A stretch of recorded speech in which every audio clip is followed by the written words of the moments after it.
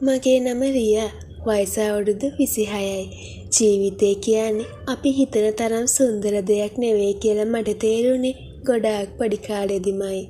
දුප්පත්කම නැතිකම එක හැප්පෙනකොට හීන කියන දේවල් බඳ වෙලා යනවා. මම රස්සා විදියට තෝරගත්තේ සංචාරක හෝටලයක සාත්තු සේවිකාවක් විදියට වැඩ කරන එක. ඒක ලේසි පහසු රස්සාවක් නෙවෙයි. දවස් 30ෙම මහන්සි වෙන්න ඕනේ. හැබැයි මට වෙන කරන්න දෙයක් තිබුණේ නෑ. ගෙදර බර කරට අරගෙන හිටියේ මම. මට ඕනේ වුණා අම්මා ඉගෙන ගන්න නංගී බලා ගන්න. මම වැඩ කරපු හෝටලේ තරමක් ලොකු විදේශිකයෝ වගේම සල්ලි තියෙන ලංකාවේ අය නිතරම එන තැනක්. මගේ රාජකාරිය වුණේ උදේවරුේ කාමර පිරිසිදු කරන එක. හැමදාම වගේ මම උදේ ඉඳන් හවස වෙනකන් එක එක කාමර වලට ගිහින් ඇඳ ඇතිරිලි මාරු කරනවා, බාත්රූම් හොදනවා, කාමර අස් කරනවා. මේක මට පුරුදු වෙලා තිබුණා. හෝටලේ මැනේජර් මහත්තයා සැර කෙනෙක් නිසා පොඩි වැරද්දක්වත් නොවෙන්න වග බලා ගන්න මට සිද්ධ වුණා. එදා දවසත් මට සාමාන්‍ය දවසක් වගේමයි පටන් ගත්තේ. හෝටලේ තරම කාර්යබහුල දවසක්. මට ලිස්ට් එකක් ලැබිලා තිබුණා අස් කරන්න ඕන කාමරවල නම් එක්ක. මම ට්‍රොලියක් තල්ලු කරගෙන 3 වෙනි තට්ටුවට ගියා. එතන කොනම තිබුණේ 305 අංක කාමරය. මගේ ලිස්ට් එකේ හැටියට ඒ කාමරේ අමුත්තෙක් ඉන්න බවක් සටහන් වෙලා තිබුණේ නෑ. චෙක් අවුට් වෙලා ගිහින් කියලා තමයි තිබුණේ.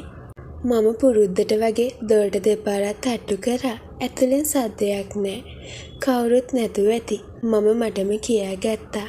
මම මාස්ටර් කී එක දාලා දොර ඇරියා. කාමරේ පුරාම පැතිරිලා තිබුණේ සෑර සෙන්ට් සුවඳක්. AC එක දාලා තිබුණ නිසා හොඳටම සීතලයි. මම හිතුවේ අමුත්ත ගිහින් ටික වෙලාවක් නිසා ඒ සීතල රැඳිලා තියෙන්නේ නැති කියලා.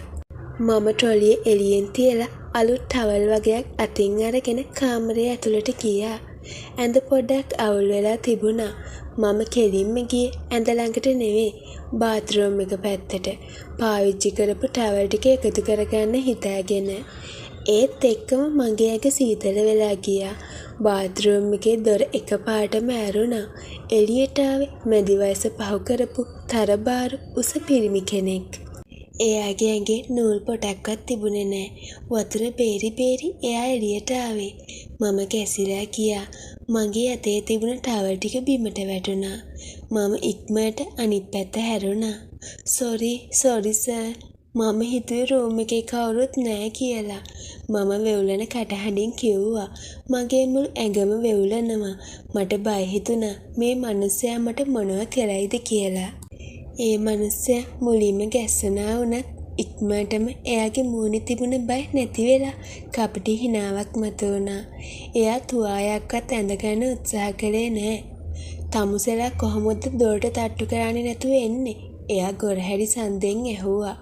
මම තට්ටු කළා සර්. සද්දයක් නැති නිසා ලිස්ට් එකේ තිබුණේ කවුරුත් නෑ කියලා. මම ගොතක ගහ උත්තර දුන්නා. ලිස්ට් එක වැඩක් නෑ මට. මම තාම රූම් එකේ ඉන්නවා. තමුසෙ මගේ ප්‍රයිවසි එක නැති කළා.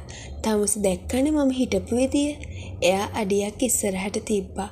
මම ආයෙ පස්සට වුණා. සමා වෙන්න සර්, මම දැක්කේ නෑ. මම දැම්ම යන්නම්. මම දොර පැත්තට දුවන්න හැදුවා. ඒත් එයා දුවලා ඇවිත් දොර වහලා දැම්මා. එයා හිටියේ දොරයි මමයි අතරමැද. මට දැනුනේ පුදුම අපිරියාවක් වගේම බයක්. එහෙම ලේසියෙන් යන්න බෑ. මම මැනේජර්ට කිව්වා තමුගේ රෙපියුටේෂන් එක ඉවරයිනේ. අනිත් එක මට පුළුවන් තමුසිට විරුද්ධව කම්ප්ලේන්ට් කරන්න. තමුසි මගේ කාමරයට ඇවිත් මාව බ්ලැක්මේල් කරන්න හැදුවා කියලා මම කිව්වොත් අනේ පාස මම දුප්පත් කෙල්ලෙක්. මගේ රස්සාව නැති කරන්න එපා. ඒ මිනිස්සයා මගේ දිහා උඩ ඉඳන් පල්ලෙහාට බැලුවා. එයාගේ ඇස්වල තිබුණේ අමුතුම බැල්මක්. හරි, මට පුළුවන් මේක ෂේප් කරන්න. හැබැයි මට පොඩි උදව්වක් ඕනේ. මොකක්ද සර්? මම බයෙන් ඇහුවා. අද රෑ 10ට මේ රූම් එකට එන්න ඕනේ. රෑ? ඇයි සර්? මම රෑට වැඩ කරන්නේ නෑ. මම ඉක්මනට කිව්වා. වැඩ කරන්න නෙවෙයි ඔය එන්න කිව්වේ. මගේ පුද්ගලික වැඩකට. තමුසේ රෑ 10ට ආවේ නැත්නම් මම හෙට උදේම මැනේජර්ට කියනවා තමුසේ මගේ කාමරයට ඇවිත් මට ආයුධ යෝජනාවක් ගෙනාවා කියලා. එහෙම වුණොත් තමුසේගේ රස්සාව ඉවරයි. පොලිසියට යන්න වෙයි. මගේ ඔළුව කැරකෙන්න ගත්තා. මේ මිනිස්සයා මහා ජරා යෝජනාවක් මේ කරන්නේ. ඒත් මට මගේ රස්සාව වටිනවා. අම්මගේ බෙහෙත් වලට, නංගී ක්ලාස් ෆීස් වලට සල්ලි හොයන්නේ මේ රස්සාවෙන්. ඒත් කිසිම කතාවක් නැහැ. රෑ 10ට දොරට තට්ටු කරන්නේ නැතුව කෙලින්ම ඇතුළට එනවා. දොර ලොක් කරන්නේ නැහැ. ආවේ නැත්නම් හෙට උදේට බලාගමු. එයා දොරෙන් අයින් වුණා. මම පණ එපා කියලා එළියට දිව්වා. එළියට ඇවිත් මම හදි ඇරියා. මගේ හිතේ තිබුණේ ලොකු බරක්. මොකද කරන්නේ? මම මැනේජර්ට කිව්වොත් එයා කාගේ පැත්ත ගනීද? අනිවාර්යයෙන්ම ගෙස්ගේ පැත්ත. මේක ලොකු සල්ලිකාරයෙක් වගේ. මගේ කතාව කවුරුත් විශ්වාස කරන එකක් නෑ. දවස් 30ෙම මම හිටියේ ගින්දරෙන් වගේ. හවස ඩියුටි ඕෆ් වෙලා මම ගෙදර ගියේ නෑ. මම ස්ටාෆ් රූම් එකට වෙලා කල්පනා කළා. අන්තිමට මම තීරණයක් ගත්තා. මගේ රස්සාව බේර ගන්න නම් මට මේකට යන්නම වෙනවා. මොනවා වුණත් කමක් නෑ. මම යනවා. රෑ 10 වෙද්දි හෝටලේ කොරිඩෝර් පාළුයි. මම හෙමින් 305 කාමරේ පැත්තට ගියා. මගේ හදවත ඩඩ්ඩක් ගාලා ගැහෙනවා. මම ඇඳගෙන හිටියේ මගේ සාමාන්‍ය ගවුමක්. යුනිෆෝම් එක ගලවලා තිබුණේ. මම වටපිට බලලා කවුරුත් නැහැ කියලා ෂුවර් කරගෙන දොරේ හැන්ඩල් එක කැරකෙව්වා. දොර ඇරුණා. කාමරේ ඇතුළ අඳුරුයි. නිල් පාට ඩිම් ලයිට් එකක් විතරයි දාලා තිබුණේ. කාමරේ පුරාම සිගරට් සහ මත්පැන් සුවඳක් පැතිරිලා තිබුණා. ආවද? මම හිතුවේ නෑ එයි කියලා. අර මිනිස්සයාගේ කටහඬ ඇහුණා. මම බයෙන් ඇතුළට ගිහින් දොර වැහුවා. මගේ ඇස් අඳුරට හුරු වුණාම මම දැක්කා එතන වුණු දේ. අර වයසක මිනිස්සයා, එයාගේ නම ජයසේකර කියලා මම පස්සේ දැනගත්තා. එයා ලොකු පුටුවක වාඩි වෙලා හිටියා. එයාගේ අතේ විස්කි වීදුරුවක් තිබුණා. එයා හොඳටම වෙරි වෙලා හිටියේ. එයා ඇඳගෙන හිටියේ කොට කලිසමක් විතරයි. හැබැයි මම පුදුම වුණේ එතන හිටපු අනිත් කෙනා දැකලා. ඇඳ විට්ටම ළඟ තව පිරිමි ළමෙක් හිටගෙන හිටියා. එයා හරිම තරුණයි. වයස අවුරුදු 25ක් විතර ඇති. උස හරිම හැන්සම් කොල්ලෙක්.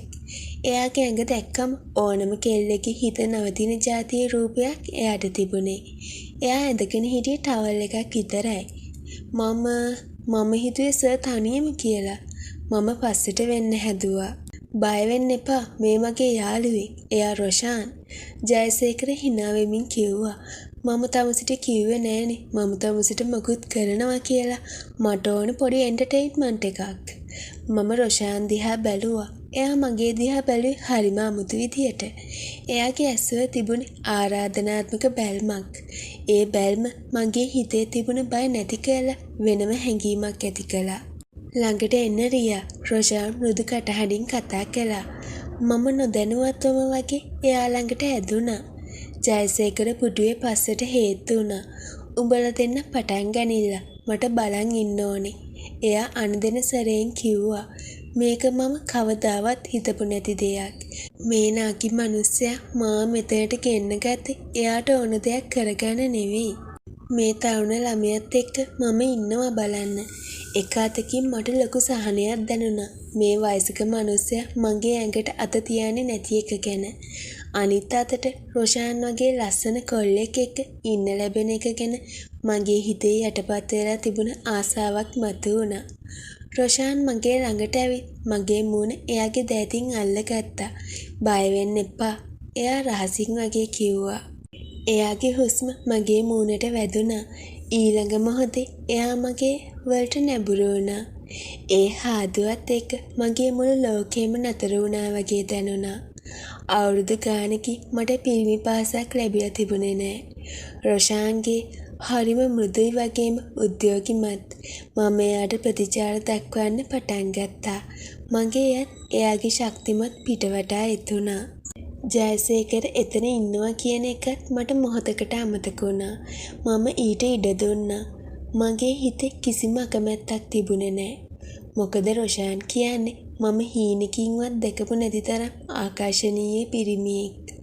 ඔව්, ඔහොම යමු. ජයසේකරගේ කටහඬ ඇහුණා. එයා දිහා බැලුවම මම දැක්කා. එයා අපි දිහා බලාගෙන තනියම සතුටු වෙනවා. එයාගේ ඇස්වල තිබුණේ පුදුම කෑදරකමක්.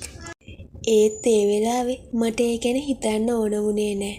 රොෂාන්ගේ ශක්තිමත් සිරුර මගේ ඇඟ උඩට ආවා. එයාගේ පාස විඳගන්න මම හිටියේ නොයිවසිල්ලෙන්. කෙල්ලට ඕන විදියට කරපන් රොෂාන්. ජයසේකර කෑ ගැහුවා. රොෂාන් මාව එයාගේ ග්‍රහණයට ගත්තා. එයා මාව උපරිම සතුටකට ගෙනියන්න උත්සාහ කළා. මමත් මගේ හැඟීම් පාලනය කරගන්නේ නැතුව එයත් එක්ක මොහොත වින්දා. තරුණ පිරිමි ළමයෙක්ගේ තියෙන ජවය, ශක්තිය මම එදා හොඳටම අත්විඳා. විනාඩි ගාණක් නැත්නම් පැයක් විතර ගත වෙන්නේ නැති. කාලය ගැන මට නිශ්චයක් තිබුණේ නෑ.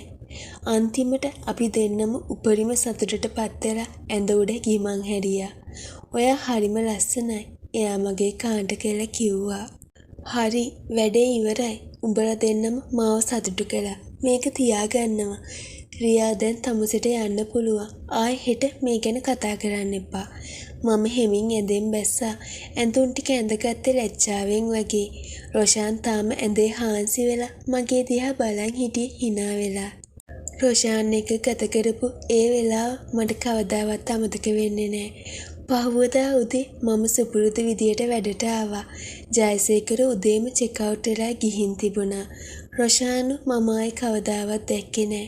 ඒක මගේ ජීවිතයේ රහසක් විදියට හැමදාම මගේ හිතේ තියෙයි. මේ වගේ කතා කියවන්න කැමති අය අපිව සබ්ස්ක්‍රයිබ් කරගෙන යන්න. මේ කතාව ලස්සනයි නම් ලයික් එකක්, කමෙන්ට් එකක් දාගෙන යන්න අමතක කරන්න එපා.